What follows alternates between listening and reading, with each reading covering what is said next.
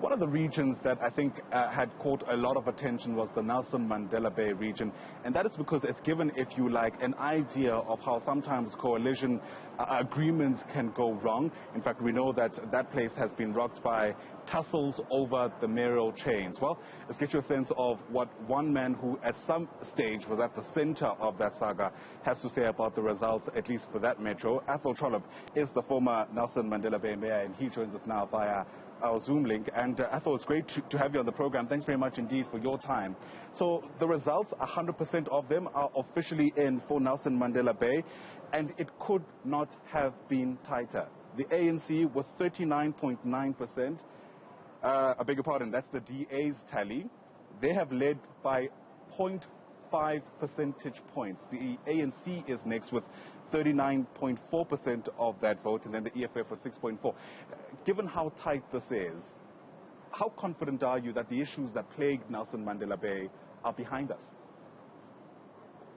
Ayanda, good morning. Thanks very much. I think the situation in Nelson Mandela Bay couldn't possibly be worse. But, you know, I think the mainstream political parties have only got themselves to blame for this. Voters have become disillusioned to turn out in their numbers and to drive up the very important differential vote. For those who don't understand what that is, in politics it's crucial not only to win your wards where you have support in your constituencies, but where you have traditional good support, you must win big, because that drives up your proportional representation in council and it gives you additional seats on the council. Now we have a situation where the two main political parties in Nelson Mandela Bay are basically neck and neck. It's going to be almost impossible to put a coherent coalition together, either for the DA or the ANC. It's almost an impossible situation. So it's going to be a tough time, and I'm afraid that it's the electorate and the citizens of the city that are going to struggle over the next 5 years, because what we now have is, you know, voters are disillusioned with political parties. They don't like the infighting. They don't like factionalism. They are confused by mixed messages. They also are really turned off by the fact that people purport to be for the poor, but yet display very obvious, conspicuous wealth.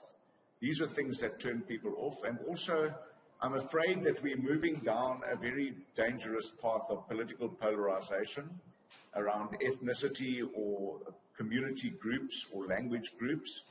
And the concept of for all, a political party for all, where South Africans feel at home to vote and to entrust their vote with, it's becoming something,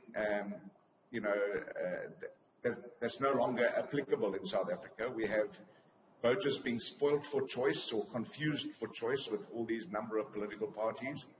And now in Nelson Mandela Bay, one of the big parties are going to have to try and put a coalition together with 11 other political parties. It's going to be a bit like herding cats, and it's going to be difficult.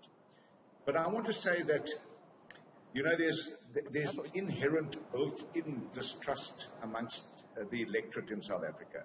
Traditional ANC voters distrust the DA. Traditional DA voters distrust the ANC. That's just a fact of life in South African politics. And the two have never worked together, and maybe this might herald a new era in South Africa where the DA and the ANC can work together in the interest of people. I don't know, but maybe it can. But Ayanda, there's another important thing that I want to raise today. I voted for the first time in this election without any interest or skin in the game. I was just a voter, like the man in the street. And there's a new phenomenon in South African politics that political parties need to take care of. No longer is it just disillusionment and distrust. There is enormous dislike of political parties and politicians by the man in the street.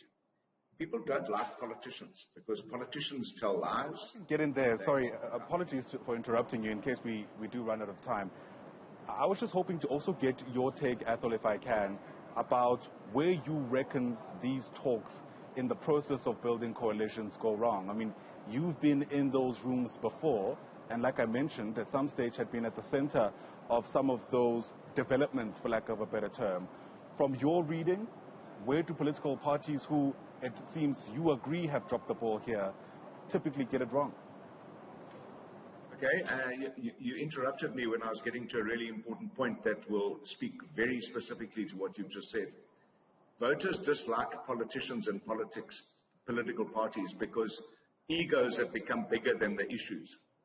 So when egos are involved in having discussions with other political parties about coalitions and government, then it's very difficult to put a coherent coalition together. So first of all, you've got to put your egos aside, put the people's interest first to make the issue, and then you need to negotiate with your coalition partners a set of rules. And one of the mistakes we made in 2016 was, first of all, we went into an agreement, a coalition agreement, but not a coalition per se, with the EFF, thinking that my enemy's enemy must be my friend. Now, that's not true in politics. So first of all, you've got to find some ideological and principled harmony between yourselves and your coalition partners. That's the first thing. Secondly, once you've hammered out an agreement, it's essentially like a contract. And if there's breach of contract, there has to be consequences for breach of contract. And that contract ideally should be made public so that all the voters in that city or that municipality understand what the rules of the coalition are. And if one of the partners break those rules, they must either be replaced in the coalition or replace the person who's responsible for breach of those rules. That never happened in Nelson Mandela Bay. I had a deputy mayor in Mongameli, Bobani, who breached every single agreed to a condition of our coalition agreement, and there was never any consequences. Bantu Holomisa protected him until right to the end, and we were only in government for 2 years, but after 3 months, he no longer voted with us, he no longer respected the coalition agreement, and it was chaos. So whatever the contract or the agreement is, it should be made public, and all the political parties should sign it and commit themselves to it, and say that we put this coalition together in order to service you as the voters, not to serve ourselves. Athol Trollip, thanks very much indeed for your time. Really do appreciate it, and apologies for interrupting you there. It looks like there was a delay in our conversation, but for now I think your point has been well made, and hopefully, despite your own predictions, the kind of outcome that the Nelson Mandela Bay area will have will be a whole lot more favorable than what we've seen in the past. Athol Trollip is the former Nelson Mandela Mayor, joining us there via our video link.